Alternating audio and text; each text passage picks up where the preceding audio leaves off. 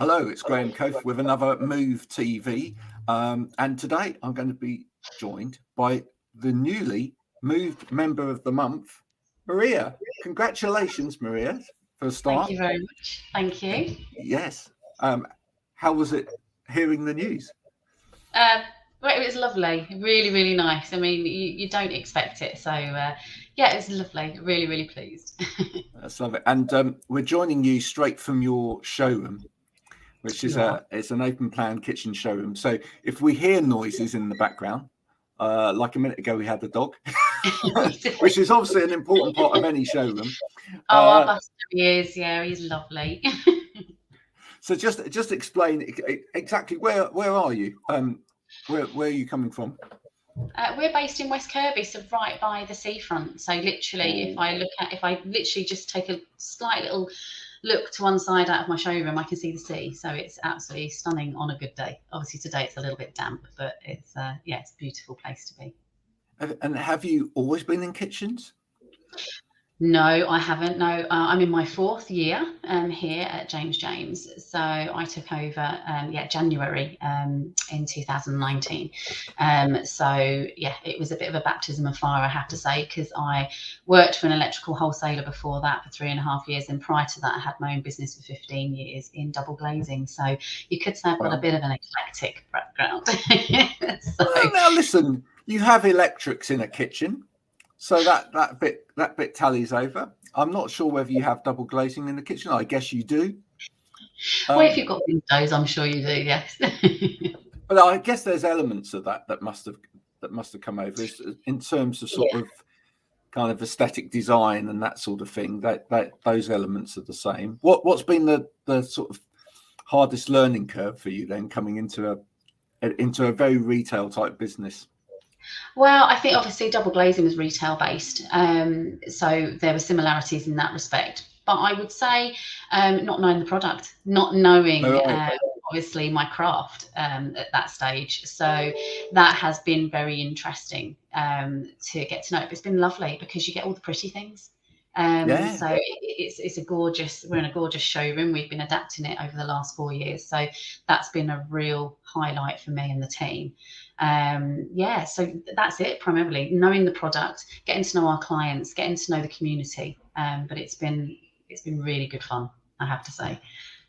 And obviously that, when people go to buy a kitchen, there's quite a number of options for them in terms of buying a kitchen, and often you'd think about like the big names that actually advertise on the telly, etc. How does a small independent kitchen dealer actually compete with the bigger people that are out there? What are the kind of USPs that you offer?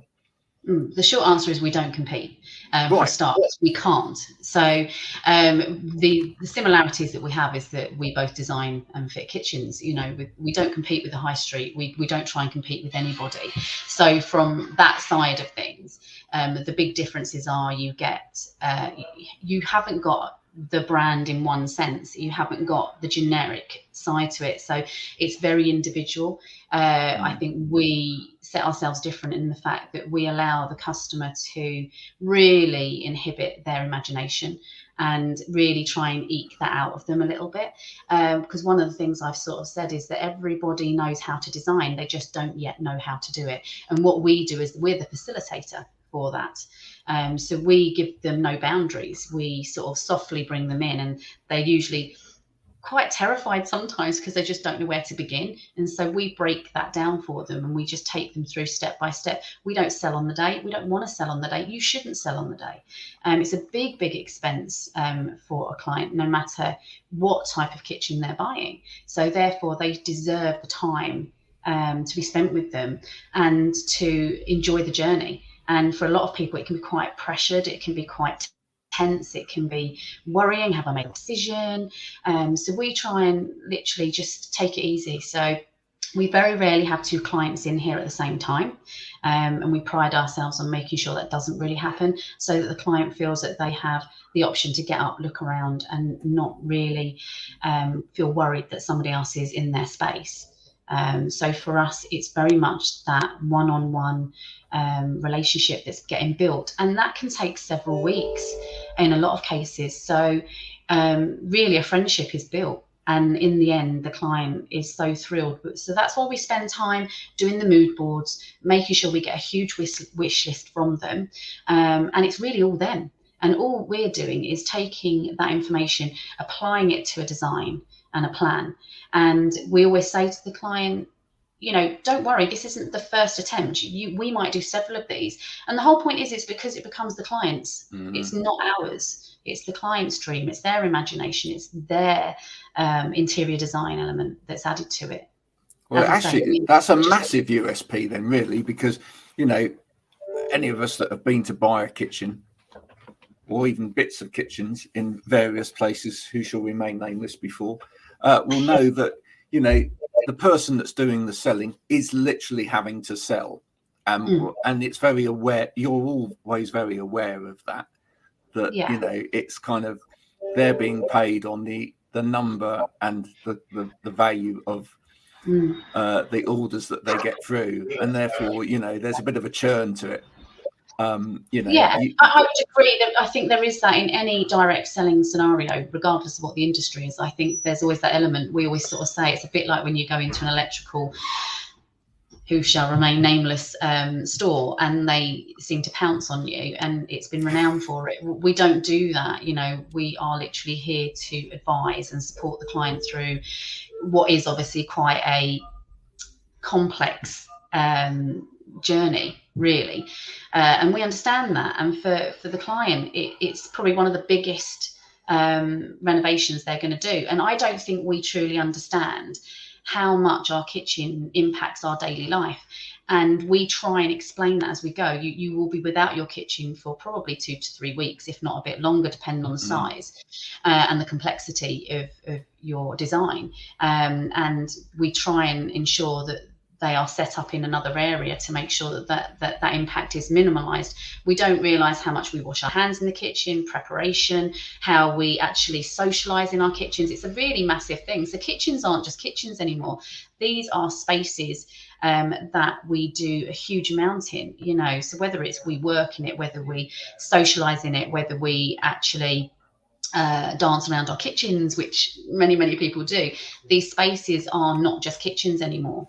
They are universal areas that people want so much from.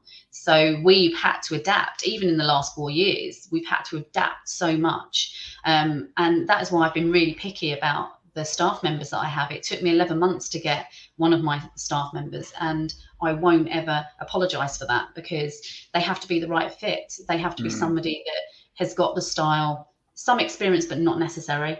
But you know, fits with the team. We're only a team of 4, so it needs to be right. And you know, I'm very particular about that. I've been very blessed with the guys that I've got working with me. They are brilliant, and they understand my ethos, and they understand where we're trying to get to.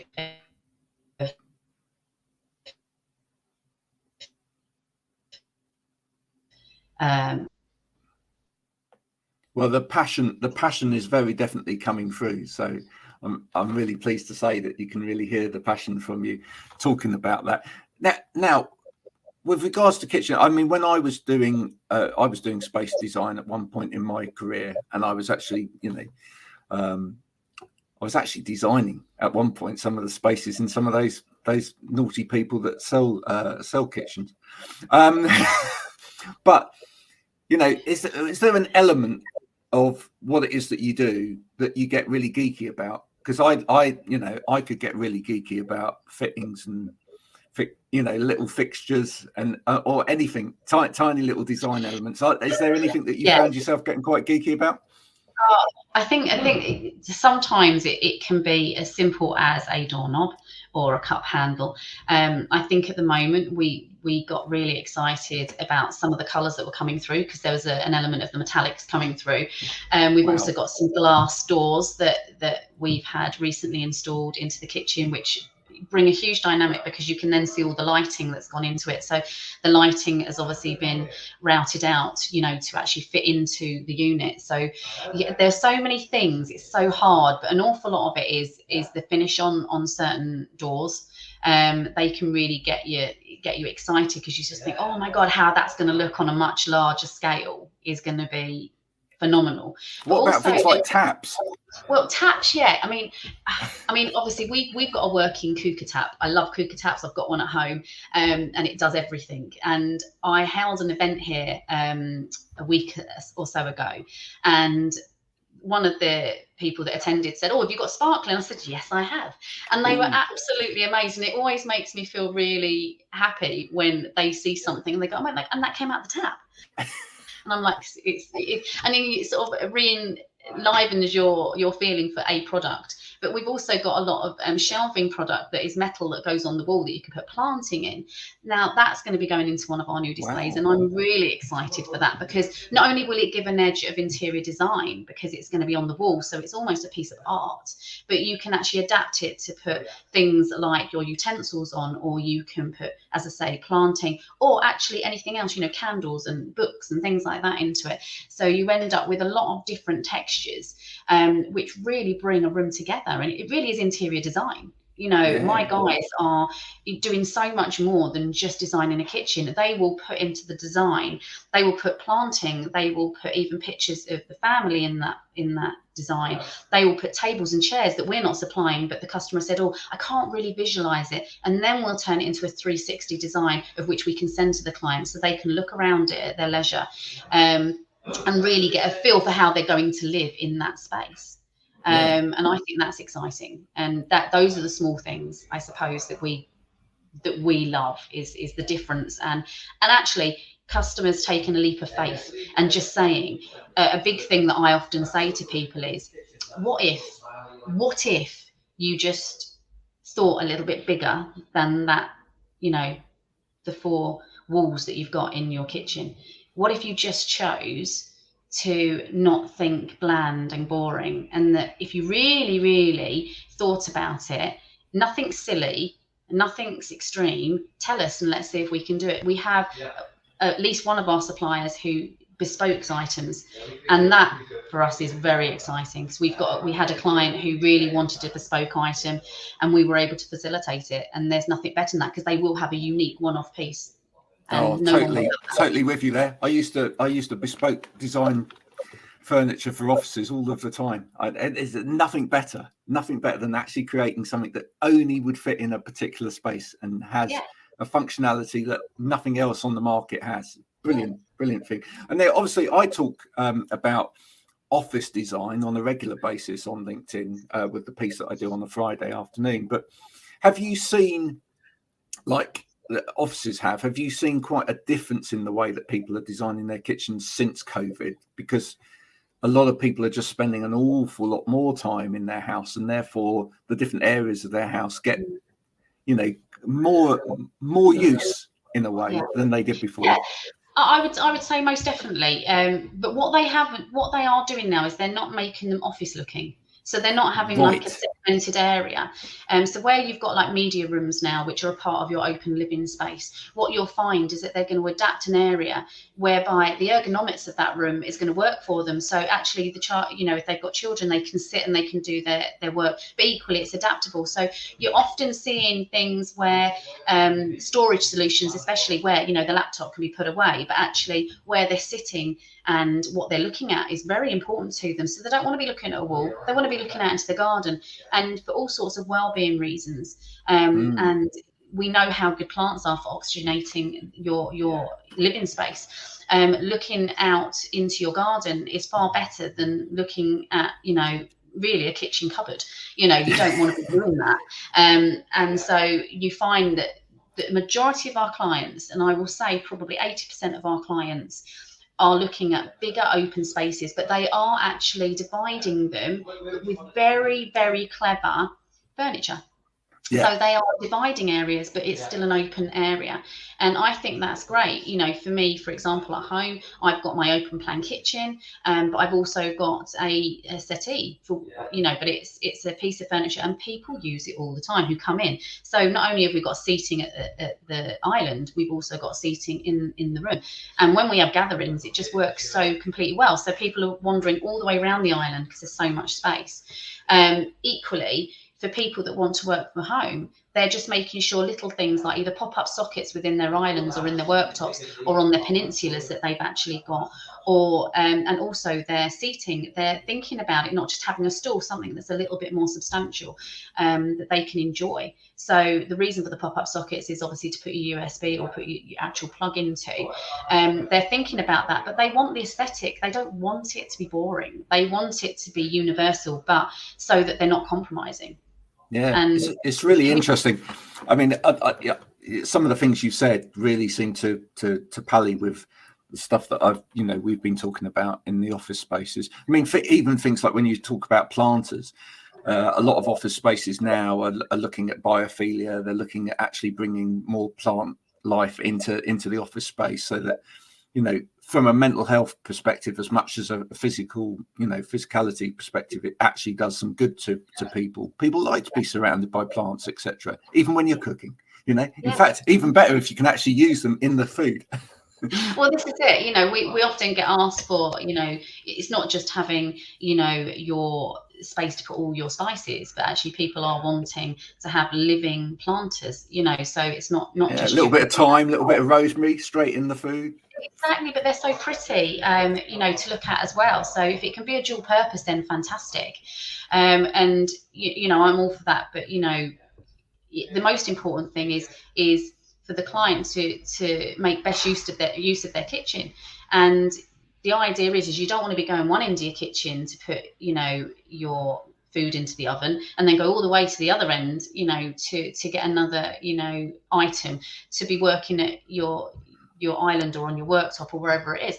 And I have seen that done, and you sort of think, I don't really understand.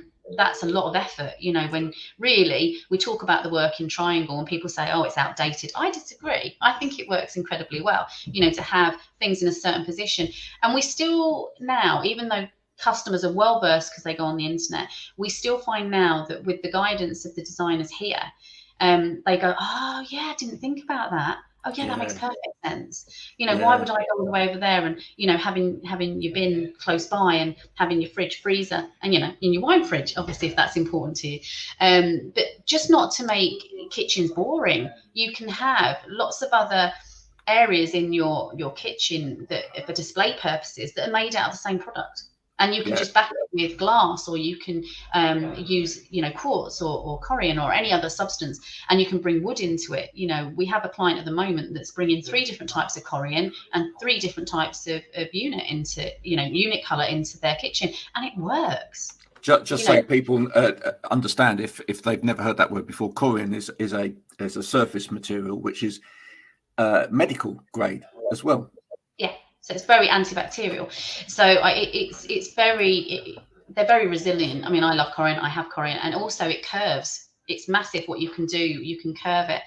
My island curves at both ends. It's a beautiful product to work with, as is quartz. Quartz gives you a very different look. It's very hard wearing. There are so many products. You could go on and on forever.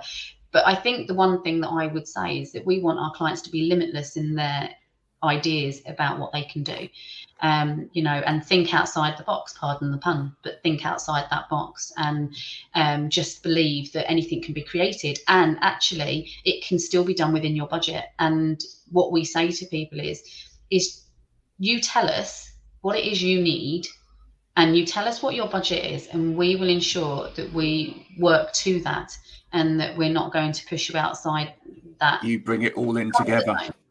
Yeah, because I don't believe that any dream can't be produced regardless of budget. There is something for everybody, which is why we have 4 brands here. We have those brands so that we can give our clients choice. It's fantastic. And as you say, kitchen, hub of the home, really important. Absolutely. That's where you spend your time. Now tell me, we started off by saying that you're Move Member of the Month. What does Move mean to you? How did you first come about Move, by the way? Right. Well, I have to go way back a little bit. So I came across Move because I follow Mark Waldron on LinkedIn. I've known Mark. I did networking years ago, and I've met Mark, and we've sort of followed each other from there. I noticed right at the very beginning of lockdown that he was putting something together, and essentially it was I think from a networking member that had actually said, oh, we should take this, is there any way we can take this online? We're going to miss seeing each other every week. If I've got this wrong, I apologise, Mark. But I saw this post come up and I thought, oh, well, I know Mark, I feel comfortable with him. Actually, this seems like a no-brainer. I'd been through a bit of a tough time and I felt we were off for that 6 weeks. Well, I was only off for 6 weeks from the business. So I really needed to have that connection with other people in business. And so I pretty much, I think, came in either at the end of March or beginning of April, can't quite remember exactly when. And there were also some familiar faces on there that I used to network with. And it was just such a great feeling of being able to talk honestly. And obviously it was at the beginning of COVID, so there was a lot of concerns, lots of worries. And there were actually people on there that had either done a bit of research or had come across information. And that really meant a lot to me, because I thought, actually, I feel very alone being a business owner. And I felt very alone at that point, even though my partner was at home and we're in the same industry.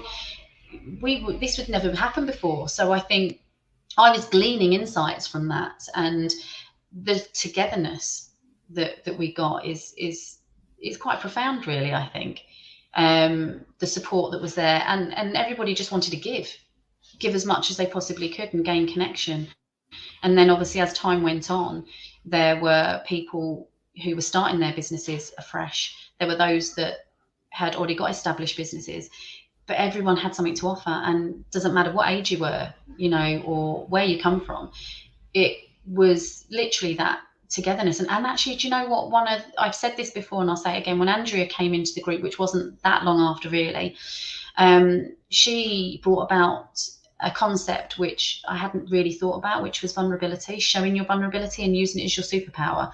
I'll always be really grateful for that, because I think that allowed us to just be honest and show our feelings. And the amount of times people have felt comfortable enough to maybe tell us their inner feelings and their fears, and there have been a few tears and there's been anger along the way, and that's what makes Move unique in my view.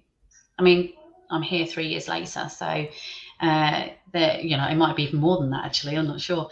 So there's got to be something in that. But I have to say, my group that I'm in on a Tuesday, we've got such a mix of people, and it's equal in men and women. And I love that. I love the fact that we have strength and that we have come all this way and it hasn't petered out, and we're, stronger than ever. And I love my group. I love all of Move. They're brilliant people, and they will always just step up and offer, in the WhatsApp group, or they'll put a call out saying, are you okay? Yeah, it's the thing that I think makes Move very different from anything else that I've been to. Certainly, I rallied against it, as I've said loads of times. I didn't want to join a network group. That I'd been to several network groups and found that I just found the whole thing quite crass. But yeah, it was very different when I found that. Tom's on. Can't wait to eventually do our extension on the house and transform the kitchen. Maria will be the person I go to. Oh, thanks, Tom. There you are, right there. See, he's just one of my Move crew. I absolutely love it. I think it's important to have a tribe, whoever they are. I think we all have many little groups that we've got. I've got my baby mamas, I've got my clubber size divas, and it's great to have your network, Yes. But I'm gonna say it, because I think I'm just a little bit addicted to Move. But I'm not one for giving out, I suppose I'm not one for sort of saying things that aren't true. I don't blow smoke up anybody, if I don't think it's worth it. But for me, it was a lifeline, got us through a really tough time, and it continues to. And business is like that. It doesn't matter how long you've been in business, doesn't matter how many businesses you've owned. You will have failure, you will have success, you will have hard times, and you need your tribe, to be there, who will be honest and absolutely brutally honest at times, and tell you how it is. You do need that. There's no point in going to an echo chamber all of the time. And it's the same with social media, which we're on now. Broadcasting, it's exactly the same as that. I can't personally stand echo chambers where everybody's just agreeing with each other. It's what's the point of that? Great discussion, I believe, actually brings about the answers that you need, and that means listening to people that agree with you and people that don't agree with you as well. It's having those discussions and grounding yourself in those conversations. So no, it's been brilliant getting to have a lovely chat with you today. Thanks for coming on. No, you're very welcome. I've loved it. It's been brilliant. To Move TV. Maybe we'll see you again sometime. If you've been watching, this has been Move TV with Maria. If you haven't connected to Maria on any of the social media platforms, which this is now going out with, why? What are you doing? And if you haven't checked out Move yet, even more ridiculous. So do it now. move-online.co.uk, and you can find out all of the wonderful things that Move has to offer. Until next time, and that will be very soon, this has been Move TV with myself, Graham, and Maria. Bye for now. Bye.